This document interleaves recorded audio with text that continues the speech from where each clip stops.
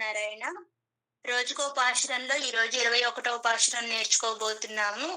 మనకు అమ్మ ఏం చెప్పారంటే ఈ పాశురంలో స్వామివారిని చక్కగా నిద్ర మేల్కొల్పడానికి వచ్చారు. నిన్న 33,00,00,000 మంది దేవతలకి నువ్వు అభయమిస్తావు స్వామి, మమ్మల్ని కూడా చూడు అంటూ పూర్తి చేశారు. ఈరోజు ఏం చెప్తున్నారో చూద్దాం. స్వామివారి మేల్కొలుపు ఎలా చేస్తున్నారో ఒకసారి తెలుసుకుందాం. ஆண்டாள் திருவடிகளே சரணம்.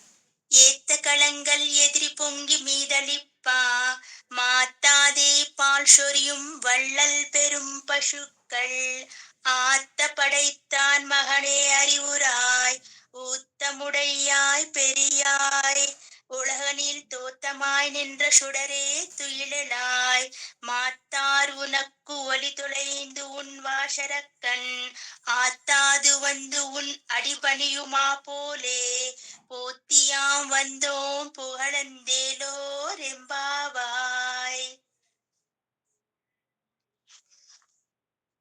స్వామి, ఆ ఏమిటి నీ లీలలు అంటూ ప్రారంభించింది ఈ పాశ్రంలో.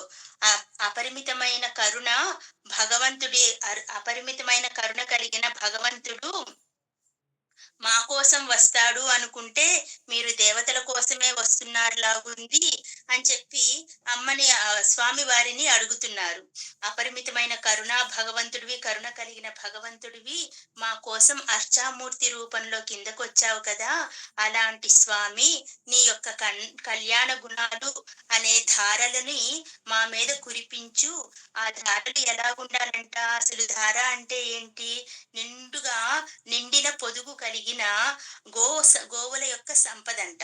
అలా నిండుగా పొదుగుతో ఉన్న గోవులు ఎలాగైతే పాలను ధారలాగా కురిపిస్తాయో, ఆ గో సంపద ఎలా పొంగుతుందో, అలా ఆచార్యులు మనకు అనుగ్రహించే జ్ఞానం కూడా అలా పొంగులు వారుతూ ఉండాలంట. అలా పొంగులు వారుతూ ఉంటే స్వామి వారిని మనం సేవించుకోవాలి.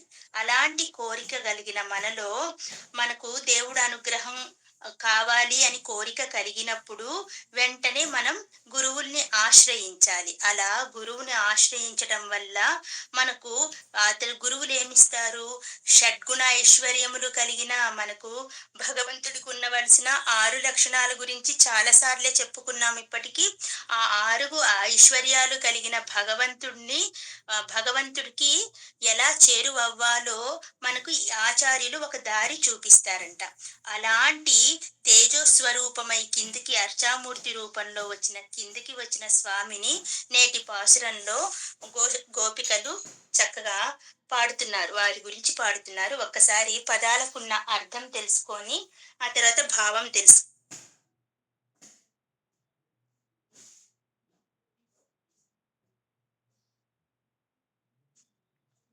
ఏం చెప్తుంది అమ్మ దీపాశ్రంలో? ఏత్త కళంగల్ అంటే అంటే ఏంటి అర్థం? పాలను పితకటానికి తీసి పెట్టిన. కళంగల్ అంటే బాండములు అంటే కుండలు. ఎదురుగా పొంగి, మీదలిప్ప పైకి పొర్లుతున్నాయంట. పాలు పితకటానికి తీసుకొచ్చిన కుండలు నిండిపోయి ఆ పొంగులు మీదికి పొర్లిపోతున్నాయంట. అలా ఉన్నాయి. మాత్తాదే ఎడతెగక, పాలను, షొరియుం స్రవించునట్టి, వళ్ళల్ ఉదారములైన, పెరుం గొప్ప, పశుక్కల్ గోవులను, ఆత్త అనేకములను, పడైత్తాన్ కలిగినవాడు. ఎవరా కలిగినవాడు? ఆ నందగోపాలుడు. మగనే కుమారుడా, అలాంటి నందగోపుని కుమారుడా. అరివురాయ్ నిద్రలేవవయ్యా. ఊత్తముడయ్యాయ్ వేదములు అనేది దృఢమైన ప్రమాణం చేత తెలిసేవాడా, అంటే వేదముల చేత తెలియబడేవాడు భగవంతుడు అని చెప్పుకున్నాం కదా, అదే చెప్తున్నారు. వేదములు అనేది దృఢమైన ప్రమాణాలతో తెలియబడేవాడా. పెరియాయ్ అంతులేని మహిమను కలిగిన వాడా. ఉళహినిల్ లోకముల్లో అంటే ఈ లోకాలన్నింటిలో తోత్తమాయ్ నిండ్రా నీ యొక్క అవతారముల ద్వారా అంటే వ్యక్తమైన వ్యక్తమై ఉన్న అవతారాల ద్వారా అంటే ఒక్కొక్క చోట ఒక్కొక్క అవతారం తీసుకున్నారు కదా, వాటి గురించే చెప్తున్నారు. షుడరే వెలిగిపోతున్న తేజోస్వరూపుడా, ప్రకాశవంతంగా ఉన్న తేజోస్వరూపుడా, తుయలెలాయ్ మేల్కొనవయ్యా, మాత్తార్ శత్రువులు, ఉనక్కు నీకు వలి తొలయిందు బలమును కోల్పోయి, ఉన్ నీ యొక్క వాషల్కన్ వాకిట ప్రదేశమునకు, ఆత్తాదు వేరే గతి లేక, వందు వచ్చి, ఉన్ అడి నీ పాదములను, పనియు మాపోలే నమస్కరించినట్లు, యాం మేము కూడా, పుహందు నీ కళ్యాణ గుణములను కీర్తించి, పోత్తి పోత్తి అంటే మంగళాశాసనాన్ని చేయటం, స్వామివారికి పోత్తి పోత్తి చేయటం అన్నమాట. మంగళాశాసనమును చేయుటకు, వందోం వచ్చితిమి, రెంబావాయ్ అంటే మకుటం. ఏం చెప్తున్నారు చక్కగా, పాలను తీయడానికి అక్కడ కుండలు పెట్టుకున్నాం కదా, అవి వేగంగా నిండి పొంగి పొర్లేటట్లు నిరంతరం పాలను వర్షించు ఉదార స్వభావములు కల గొప్ప గోవుల్ని చాలా కలిగి ఉన్నాడంట ఈ నందగోపాలుడు. అలాంటి నందగోపాలుని కుమారుణ్ణి ఈరోజు మేల్కొల్పుతున్నాడు. ఇంకా ఎలా ఉన్నాడంట ఆయన, దృఢ ప్రమాణమైన వేదముచే ప్రతిపాదించబడి ఉన్నాడంట, అంతులేని మహిమను కలిగి ఉన్నాడంట, ఆశ్రిత రక్షణార్థం లోకంలో అవతరించిన తేజోరూపుడంట ఆయన. అలాంటి తేజోరూపుడా, నువ్వు నిద్ర లేవవయ్యా, నీకు శత్రువులు ఓడి అంటే నీ చేతుల్లో శత్రువులు ఓడి తమ యొక్క బలాన్ని కోల్పోయి నీ ప్రతాపాన్ని సహించలేక నీ వాకిటికి దీనులై వచ్చి నీ పాదాలను ఆశ్రయించిన విధంగా మేము కూడా భక్తి భక్తి అనే దానితో నీ దగ్గరికి చేరాము, మీ పాద సన్నిధిని చేరాము, కాబట్టి మమ్మల్ని కూడా అనుగ్రహించు అని చెప్తున్నారు ఈ గోష్ఠి అంతా. మరి ఏంటి అలా అడుగటానికి కారణం, ఆ తేజోస్వరూపుణ్ణి కీర్తించడానికి గల కారణం ఏంటి, అసలు ఈ పాలేంటి, పాలధారలు పైకి పొంగేటట్లు స్రవించటం ఏంటి, దీని యొక్క అంతరార్థం ఏంటి, అదేంటో వివరంగా కొంచెం తెలుసుకుందాం మనం ఈరోజు. ఏత్త కళంగల్ ఎదిరి పొంగి మీదలిప్ప. ఏత్త కళంగల్ అంటే పాల కోసమై వచ్చినటువంటి, అంటే పాల కోసమై ఆవులు వచ్చినాయంట, పాలు ఇవ్వటం కోసమై. మనం ఏం తీసుకెళ్తాం, కుండల్ని తీసుకెళ్తాం. అలా కుండలు నిండుగా నిండేటువంటి, పొంగి పొరలేటువంటి పాలధారల్ని స్రవించేటటువంటి అధికమైన గోసంపదను కలిగినటువంటి ఆత్తపడైతాన్ మగనే, ఓ ఓ నందగోపుని కుమారుడా, అరివురాయ్ మేల్కోవయ్యా అని చెప్తుంది. ఎందుకంట ఆయన్ని మేల్కొల్పడం ఎందుకంట, అసలు ఈ తిరుప్పావై అంటే ఏంటి, ఈ తిరుప్పావైని ఏమంటారంటే వేదాల యొక్క సారము, ఉపనిషత్తు యొక్క సారము మొత్తం ఈ తిరుప్పావైలోనే ఉంది అని చెప్తారు. మనకు కూడా గీత ఏం చెప్తుంది, వేదాల యొక్క సారము, ఉపనిషత్తుల యొక్క సారం మొత్తం గీతలోనే ఉంది అని చెప్తారు భగవంతుడు. అలాగే ఈ తిరుప్పావైలో కూడా అంతటి విశేషం ఉందంట.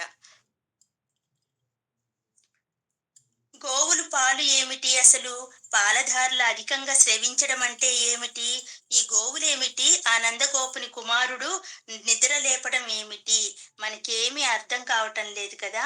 కానీ ఆండాల్ తల్లికి మొత్తం తెలుసు, అందుకే అలా పోలుస్తుంది.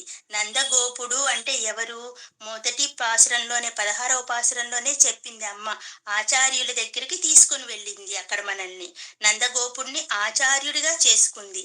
నందగోపుడు అంటే ఆచార్యుడు అని చెప్పింది మనకు. ఆ గురువులు ఏం చేస్తారు అంటే, ఆచార్యులు ఏం చేస్తారు, వాళ్ళు నేర్చుకున్న విద్యని మనకి అందిస్తారు, వాళ్ళకున్న జ్ఞానాన్ని మనకు అందిస్తారు. నేర్చుకునే వాళ్ళకి పాలధార వంటి జ్ఞానాన్ని స్రవిస్తూ ఉంటారు. ఎలాగైతే శ్రీకృష్ణుడు ద్వాపర యుగంలో గోకులంలో ఉన్నప్పుడు ఆవులు పాలధారల్ని కుంభవృష్టిగా కురిపించేవంట, అవి ఎలాగైతే పాలధారల్ని కురిపిస్తున్నాయో పొంగులు వారుతూ, అలాగే ఆచార్యులు మనకి జ్ఞానాన్ని స్రవిస్తూ ఉంటారు. అలాంటి అలాంటి అధిక పాలధారల్ని ఇచ్చిన గోవుల్ని కలిగి ఉండటము అంటే ఏంటి? అంతటి అపారమైనటువంటి జ్ఞానాన్ని కలిగి ఉన్నారంట ఆచార్యులు. మన దగ్గర ఉన్న 10 మందికి పంచితే ఇంకా జ్ఞానం వృద్ధి చెందుతుంది అన్న ఉద్దేశంతో ఉన్నారంట ఆచార్యులు. సుజాత గారు మ్యూట్‌లో పెట్టుకోవాలి. అలాంటి జ్ఞానాన్ని కలిగి ఉన్నారంట మన ఆచార్యులు. మామూలుగా మనకు ఒక నానుడి ఉంది. ఏంటి? సంపద పంచితే తరుగుతుంది. జ్ఞానం పెంచితే పెరుగుతుంది. ఇది అందరికీ తెలిసిన విషయమే. మన దగ్గర ఉన్న జ్ఞానాన్ని, అయ్యో! నేను చెప్తే వాళ్ళకి నా జ్ఞానం వాళ్ళకి వస్తుందేమో అని దాచుకుంటే అది తరిగిపోతుంది. అంతే, పెరగదు. జ్ఞానాన్ని పంచితే పెరుగుతుంది. ఇదొక్కటే గుర్తుంచుకోవాలి. సంపద మాత్రమే పంచితే తరుగుతుంది. జ్ఞానం మాత్రం పంచే కొద్దీ అది వృద్ధి చెందుతూనే ఉంటుందంట. అలా అనుకుంటారంట ఆచార్యులు. మన దగ్గర ఉన్న 10 మందికి పంచితే మన జ్ఞానం ఇంకా వృద్ధి చెందుతుంది కదా అనుకునే ఆచార్యులను కలిగి ఉన్నాము. ఇంకా ఏం చెప్తుంది? ఆనాడు నందగోపుని కుమారుడు ఏం చేశాడు రామావతారంలో? రాక్షసుల్ని చంపడానికి మహర్షులందరూ వచ్చి రాముల వారిని నిద్ర లేపినట్లు. ఏమని నిద్ర లేపారు ఆనాడు? కౌసల్య సుప్రజ రామ అని మొదలుపెట్టి సుప్రభాత సేవ చేస్తూ లేపారు కదా! అలాగే ఇప్పుడు ఈ కలియుగంలో ఆండాళ్ తల్లి ఏం చేస్తుంది? తిరుప్పావై పాశురాలతో స్వామివారిని మేల్కొల్పు చేస్తుంది. ఎంత చక్కగా ఉపమానం చెప్పారో! ఆనాడు రామావతారంలో అలా చేశారు మహర్షులందరూ కలిసి. నేను ఈనాడు ఈ కలియుగంలో మిమ్మల్ని ఈ తిరుప్పావై సేవతో లేపుతున్నాను అని చక్కగా అరివురాయ్ అంటుంది. అంటే నిద్రలేవవయ్యా ఓ తేజో స్వరూపమా, చక్కటి తేజస్సుని కలిగిన స్వరూపమా, నీవు ఈ యుగంలో మమ్మల్ని కరుణించడానికి కృష్ణుడిగా వచ్చావు కదా, ఆనంద స్వరూపుడుగా వచ్చావు కదా. ఆనందమే తానై వచ్చాడంట స్వామి. రసోవయసహ అంటారు. అంటే ఆనందమే తానై, ఆనందానికి ఒక రూపాన్ని కల్పిస్తే ఆ ఆనంద రూపమే కృష్ణుడంట. అలా వచ్చావు కదయ్యా, అలాంటి స్వామి అరివురాయ్ నిద్ర లేవవయ్యా, ఊత్తముడయ్యాయ్ పెరియాయ్ అంటే ఊత్తముడయ్యాయ్ అంటే బృహస్వరూపుడు. బృహస్వరూపుడు అంటే అంత ఆనందం మిక్కటంగా కలిగిన వాడంట. ఆనందం మిక్కటంగా కలిగిన వాడిని బృహస్వరూపుడు అంటారు. అలా కలిగినటువంటి అలాంటి స్వరూపాన్ని మాకి ఇచ్చేటువంటి వాడట భగవంతుడు. అలాంటి ఒక రూపాన్ని తీసుకొని మమ్మల్ని ఉద్ధరించడానికి అర్చారూపంలో వచ్చావు కదయ్యా స్వామి అని చెప్తుంది.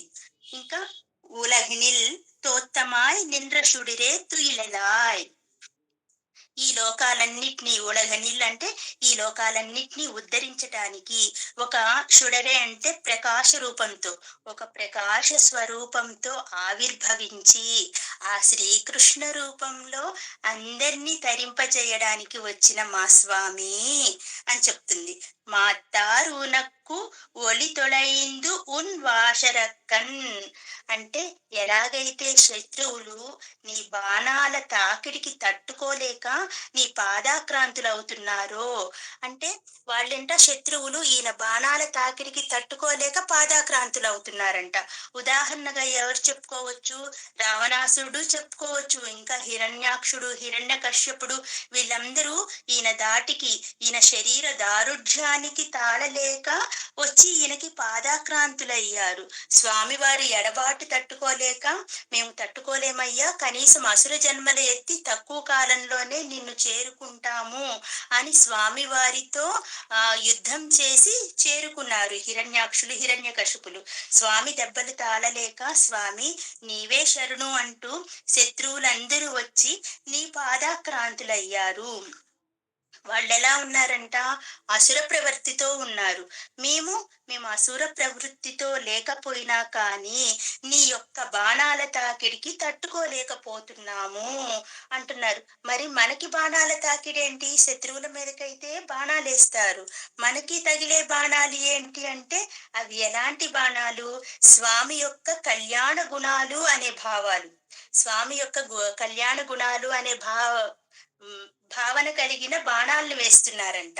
అలాంటి బాణాలను వేస్తుంటే స్వామివారిని చూడాలి, చూడాలి అని తపన మనలో పెరిగిపోయి మనం కూడా ఆయన పాదాక్రాంతం అవుతున్నామంట. శత్రువులేమో బాణాల తాకిడికి తట్టుకోలేక స్వామివారికి పాదాక్రాంతులవుతున్నారు. మనము కళ్యాణ గుణాల కోసం తపిస్తూ నీ పాదాక్రాంతులమవుతున్నామయ్యా! వచ్చి నీ స్వస్వరూపాన్ని మాకు చూపవయ్యా! నిద్ర లేవవయ్యా! అని పిలుస్తున్నారు. ఇంకా ఏం చెప్తుంది అమ్మ? పోతి. "ఆత్తు వందు ఉన్ అడిపణియు మాపోలే." చక్కగా తర్వాత ఏం చెప్పింది? "పోతియాం వందోం పుగడిందేలో రెంబావాయ్." పోతి అంటే ఏంటి? మంగళాశాసనం. పొగడందు అంటే ఆనందంలో, అలాంటి ఆనందంతో, ఆయన స్వస్వరూపాన్ని చూడాలన్న ఆనందంతో పోతి మంగళాశాసనం చేస్తున్నాము. నీ కళ్యాణ గుణాలు అనే అనుభవాన్ని మేము తీసుకోవటం కోసం మీకు పోతి చేస్తున్నాము. మంగళాశాసనం చేస్తున్నాము. దాని గురించి నువ్వు బయటికి రావయ్యా స్వామి, మేలుకోవయ్యా అని చెప్తున్నారు. స్వామి యొక్క బలదారుఢ్యాల గురించి, ఆనంద స్వరూపం గురించి, అర్చా స్వరూపం గురించి, తేజో స్వరూపం గురించి పూర్తి చేస్తున్నారంట ఈ గోష్ఠి మొత్తం. ఇన్ని స్వరూపాలు, ఇంత ఆనందాన్ని కలిగించే స్వామివారికి మరి మంగళాశాసనం చేయాల్సిందే కదా! మరి అమ్మతో పాటు మనం కూడా చేద్దామా? ఏలో రెంబావాయ్ అంటుంది. ఇది కదా వ్రతం అంటే అని చక్కగా అమ్మ మనకు చెప్తుంది. దీని యొక్క వివరణ మనకు ఈ పాలతో పోల్చటం, పాల కుండలతో, శత్రువుల బాణాలతో పోల్చటం ఏంటి అనేది చక్కగా వివరంగా తెలుసుకుందాం మనం. జై శ్రీమన్నారాయణ.